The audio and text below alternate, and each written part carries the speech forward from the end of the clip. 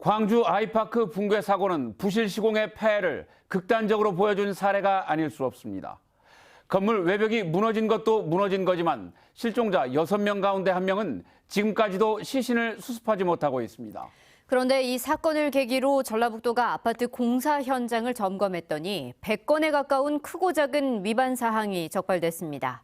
값비싼 희생을 치르고도 교훈을 얻지 못한다면 대형 사고는 언제든 되풀이될 수밖에 없습니다. 김진영 기자의 보도입니다. 전북의 한 아파트 공사 현장입니다. 전라북도가 지난달 17일부터 이 아파트 현장을 비롯한 53곳에 대해 긴급 점검을 펼쳤습니다.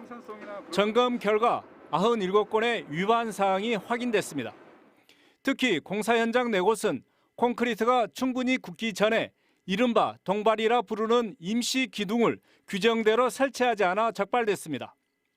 또 다른 2곳은 옹벽 공사 전에 붕괴를 막기 위해 필요한 지지대를 제대로 설치하지 않았습니다.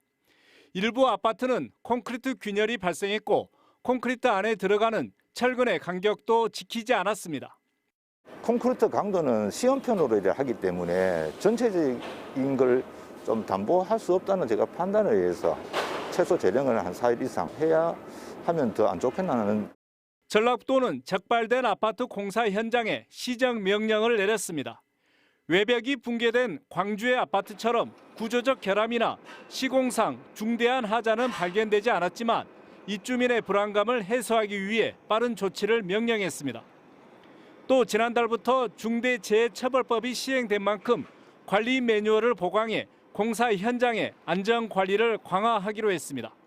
현장에 대한 점검, 지도 철저히 해나갈 것이고 또 매뉴얼 등을 철저히 보강해 나가면서 수칙이 철저하게 지켜지는 그런 안전 대책을 강구해 나가도록 하겠습니다.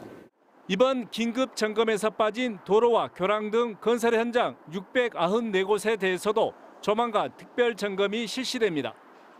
JTB 뉴스 김진형입니다.